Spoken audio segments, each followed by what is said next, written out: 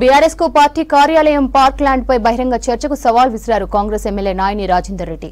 కాంగ్రెస్ భవన్ ను కూల్చేస్తామని నిన్న బీఆర్ఎస్ మాజీ ఎమ్మెల్యేలు చేసిన వ్యాఖ్యలకు కౌంటర్ ఇచ్చారు. పార్టీ కోసం స్థలం కేటాయిస్తే క్యాంప్ ఆఫీస్ పక్క స్థలాన్ని కూడా కబ్జా చేసిన ఘనత బీఆర్ఎస్ ది అన్నారు.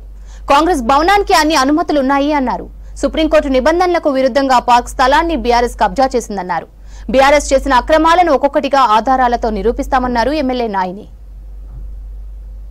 వీళ్ళు తెలంగాణ సెంటిమెంట్ అనే ఒక పేరు చెప్పి శవాల మీద పేలాలు ఏరుక తిన్న వీళ్ళు కొత్తగా పాఠాలు నేర్పే విధంగా ఉన్నారు. వీళ్ళది అలా జిల్లాలకు ఎకరం చొప్పున ల్యాండ్ కేటాయిస్తూ జీవో ఇచ్చింది.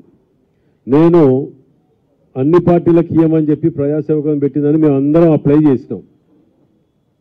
అప్లై చేస్తే అక్లాట్మెంట్ ఇచ్చింది తప్ప మాకు ల్యాండ్ ఏ పార్టీకి ఇయ్యలే, ఒక బీఆర్ఎస్ పార్టీకి తప్ప.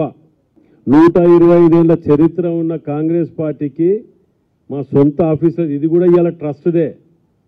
వాళ్ళకు ఇన్ని ప్రతి జిల్లాల ఎకరం అన్న కాడ ఎకరంన్నర కబ్జాలు పెట్టడాలు, టీవీ ఛానళ్ళు, పేపర్లు, ఈ అడ్డదారులలో పోవటం వల్లే ఆ జైళ్ళలో కూర్చోవటాలు.